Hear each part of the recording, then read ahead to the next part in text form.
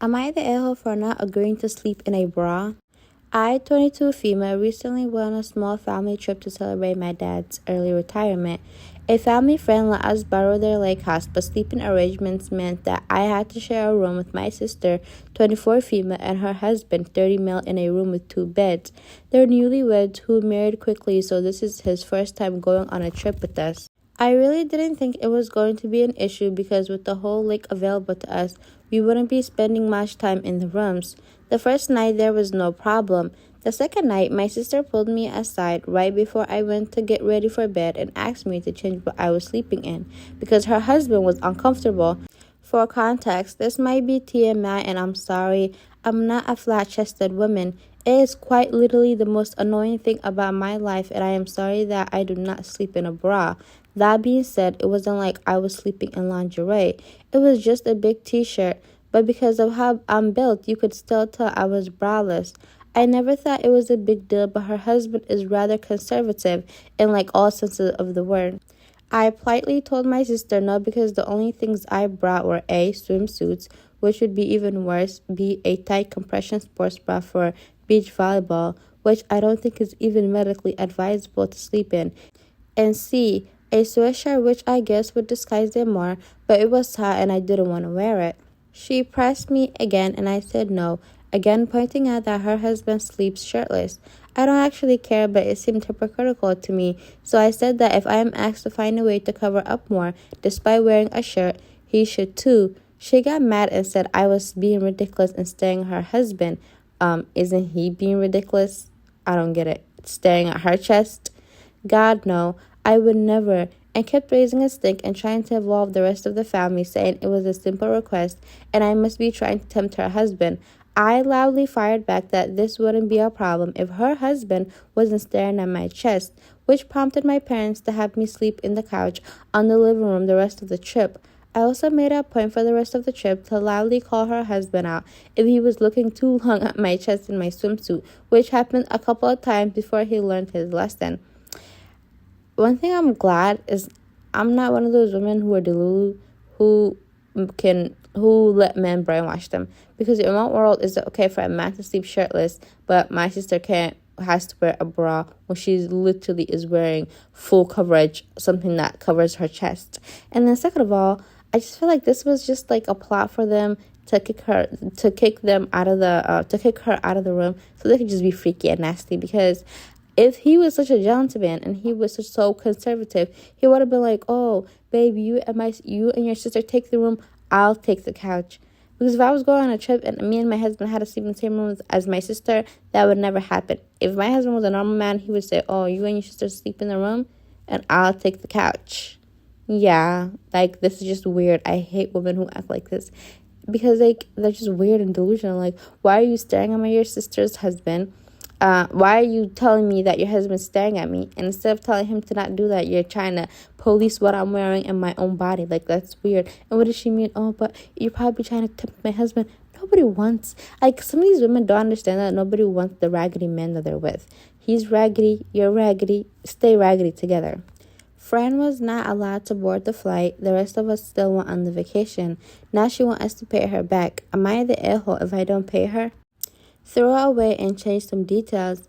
I don't think anyone involved is on Reddit, but I'm paranoid, lol. Me and 3 friends planned a vacation to Hawaii.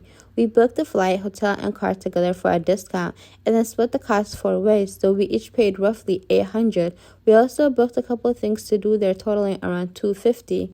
The day of the flight, we all arrived at the airport and started going through TSA.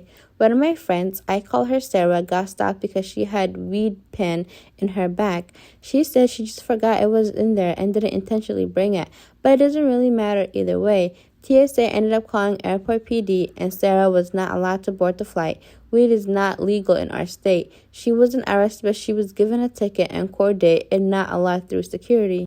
Obviously, the rest of us still got on the plane because we're looking forward to our vacation. Now we're back and Sarah is mad at all of us for going and wants us to pay her back for her portion of things since she couldn't go. But I don't think we should have to. It's not our fault she wasn't allowed to fly and I didn't budget for paying her half as well. She's also mad because the airport is 1 hour from our home city. and we didn't give her the keys to the car, so she had to pay for an Uber home. We didn't say she couldn't have the keys. It's just that no one thought to give her the keys to Matt's car when it was all going down. One of my friends says we should just pay her to keep the keys, but I don't think we should have to. Matt also thinks we shouldn't have to pay her. If we split her costs would be about $350 each. I could technically afford it, but I'm working on paying off my credit card, and that's about the same amount I put toward the credit card each month. So it would put me a month behind on my plan to pay off my last credit card. I was a little irresponsible in my early 20s. I don't know. I feel like they should pay her back because, I don't know. What do you guys think? Do you think they should pay her back? Am I the a-hole for ending my engagement over a disease I don't have? I, 32 male, proposed to my fiancé, 29 female, about 5 months ago. We had previously been dating for 3 years. When I was 9, my younger brother passed away from incurable rare genetic disease, Canavan disease. He was 6 but spent his whole life deteriorating. Both my parents are carriers, and I am as well. They were not aware of this until they had my brother and began doing testing. Knowing I am a carrier of a disease I watched my family deal with traumatically, I decided not to have interest in having children. I made this very clear to anyone I had a relationship with when it was time to discuss that, including having the conversation with my current fiancé multiple times. She seemed to be on the same page. We talked about possibly adopting in our future, but it began to be comfortable to plan a life without children.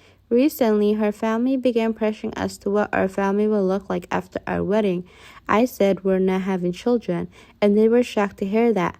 I don't talk about my brother too much, so they are unaware as to why. It recently came to light that my fiancé was under the impression that she could change my mind about my decision to have children once we are married. We had an argument. I explained how important this is to me, and she does not see that it's not that big of a deal. I told her that I do not want to marry someone who does not respect my wishes and about not having kids. We live together, so after this fight, I have been staying with a friend of out of state to just allow some space. I normally would not come to the internet for something like this, but I just need some validation that what I want also should be taken into account. My fiancé, her friends, and her family have been braiding me, stating that having a child is important to her. I should consider because everything could be fine, but I do not ever want to put a child through what I watched my brother go through and what my parents had to experience. I do love my fiancé and everything else together has been great, but this does not sit well with me. If she wants kids, I can understand that, but it will not be with me. And it's just that simple. If she wants children, it's understandable. When people get married and have families, they want to actually start a family. But she will just have it with someone who actually wants to have the children that she also wants. Because if somebody, I feel like I hate when people think that they have like this, oh, I can change this person's mindset once we are in this situation, in that situation. Respect people's boundaries, respect people's wishes. Like, what would she do if she did get pregnant on an accident? Because she clearly was planning to do something like that. And then she has a baby, and now he says, well, I don't even want this baby anyway, so you go take care of the damn baby your damn self. Now he has to be a deadbeat. Now you got to be a single mom. Like, what is the point of all of that? Have children with people who want to have children with you. And on top of that, like, decisions as to, like, what you want to do for a living, where you want to live, children, the amount of kids you want to have. These are big things that people shouldn't even be compromising on. Like, that's not compromisable to me, in my opinion. Children are not something that you fiddle with and that you toy with and you say, well, let's just have one kid to see what you feel, or like to see how that would go. No, children are human beings. You shouldn't be trying them out and seeing if you can like handle it, or only one child. No, respect people's wishes. And if someone says they don't want something that you also want, leave them alone. There's plenty people who want children in the world.